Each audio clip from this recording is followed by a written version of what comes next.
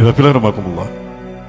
Satu kenikmatan saya temukan ketika saya membuka kitab Nihayatul Alam karya Profesor Dr. Muhammad bin Abdurrahman Al-Arifi, dan juga di dalam kitab yang sama An-Nihayah fi Fitan wal Malahim, saya menemukan ada hadis Rasulullah SAW. Hadis ini berbicara tentang indikasi bahwa Imam Mahdi yang dijanjikan Allah melalui lisan Rasulullah akan datang sebagai pemimpin umat Islam di akhir zaman ketika khilafah tegak di muka bumi ini. Itu diberitakan oleh Rasulullah dengan ciri-cirinya seperti ini. Pertama, Rasulullah SAW bersabda, "Ubashirukum bil mahdi yakhruju fi akhiri ummati." Aku berikan kabar gembira kepada kalian tentang Al-Mahdi yang akan keluar dari akhir fase umatku di akhir zaman. Ya, cirinya apa? Inda ikhtilafi minan nas wa zalazila, yaitu ketika umat manusia berselisih, umat manusia bertentang dan berperang, serta ketika gempa bumi di mana-mana. Jadi kalau umat manusia sudah berselisih dan berperang dan gempa bumi di mana-mana, itu pertanda Imam Mahdi akan muncul. Sudahkah manusia berselisih hari ini? Sudahkah peperangan terjadi di mana-mana? Kemudian sudahkah gempa bumi terjadi di mana-mana? Nah, berarti sebentar lagi ya Imam Mahdi datang. Sudah siap menyambut beliau? Yang kedua, indikator kedatangan Imam Mahdi adalah Rasulullah bersabda, "Yaktatilu thalathatun inda kanzikum."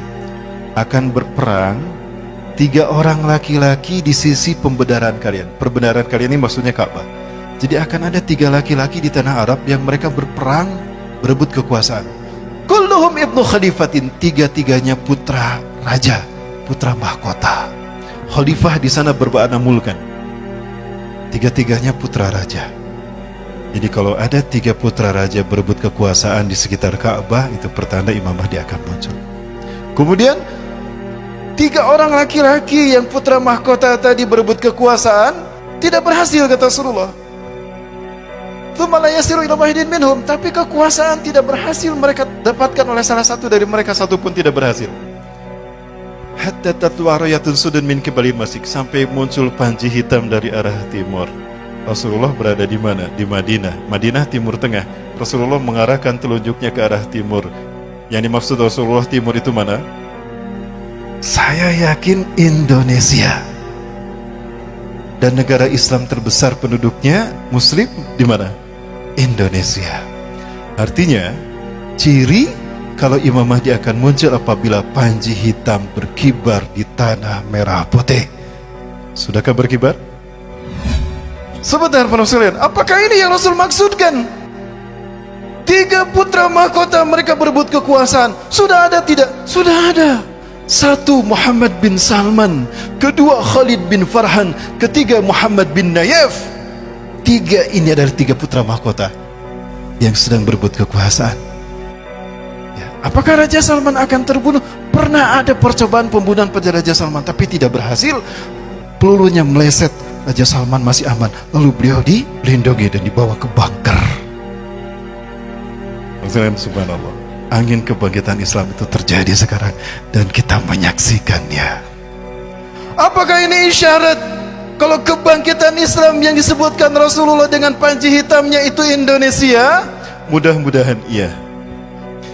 Inilah seperti yang dikatakan oleh Profesor Dr. Abu Bakar Al-Awawidah. Dr. Abu Bakar Al-Awawidah. Beliau adalah Ketua Rabithah Ulama Palestina. Ketika tahun 2016 beliau ceramah di Masjid Jogokarian, bagaimana pendapat Dr. Abu Bakar Al-Awawidah tentang hadis Rasulullah yang menyebutkan merah dan putih? Mohon maaf saya sebutkan lagi untuk menyemangati ya para sekalian. Saya tidak akan pernah bosan mengingatkan antum sekalian bahwa Rasulullah pernah menyebutkan merah putih dalam hadisnya. Betul. Seperti apa hadisnya? Baik, saya bacakan hadisnya. Ini ada dalam Sahih Muslim, Kitabul Fadail, bab fadlun Nabi sallallahu alaihi wasallam an syaidil khalaik. Ya, Rasulullah SAW bersabda, "Inna Rabbi zawaliyal arda." Sesungguhnya Tuhanku melipatkan bumi ini untukku. Hatta ra'aitu masyariqaha wa magharibaha, sehingga aku melihat kekayaannya terbentang dari timur sampai ke barat. Wa atanikal al-kanzain, dan Allah mempusakakan kepadaku 2 pusaka. Allah memberikan kepadaku dua pusaka, al-ahmar wal abyada, pusaka merah dan pusaka putih. Ketika Allah memperlihatkan timur dan barat dunia, kemudian Allah memberikan kepada Rasulullah merah dan putih, lalu Rasulullah menyebutkan, wa anna ummati, dan sesungguhnya umatku, sayablughu mulkuha ma zawala minha, akan sampai kekuasaannya di akhir zaman dari timur ke barat. Kepada beliau saya bertanya itu. 5 ulama berkata sama. 2 saya tanya langsung di Masjidil Aqsa selesai sholat subuh. Ketua Rabita Ulama Palestina, Syekh Ali Yaqub Al-Abasi. Yang kedua, Dr. Abu Bakar Al-Awawidah.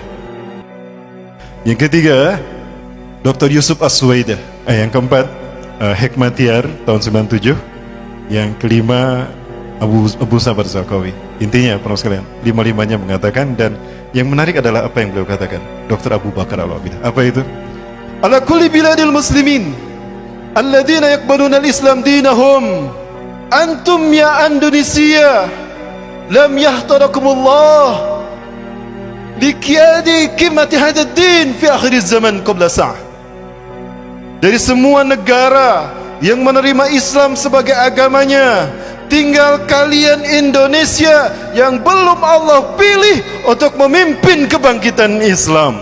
Allahu Akbar. Maka ifafillah, fahamilah hikmahnya bahwa dizoliminya umat Islam Indonesia hatal yaum itu merupakan fit and proper test, uji kelayakan dari Allah. Layakkah kita memimpin kebangkitan Islam? Maka pantaskah kita mundur? Pilihan kita cuma 2, gugur sebagai syuhada terbaik atau menang di ujung sana. Mau pilih yang mana? Dua-duanya sama. Baik, para sekalian, inna qabla tahdusul malhabatil kubra yanqasamullahu al-muslimin ila khayma ila salasatil aqsam.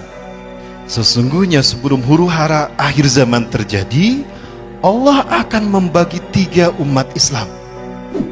Sulusuhumul ula alladzina yanfiruna minal ma'arakah wa minal jihad wa hum alladzina la yaqbalullahu taubatahum abadan wa hum khalidina finnari jahannam.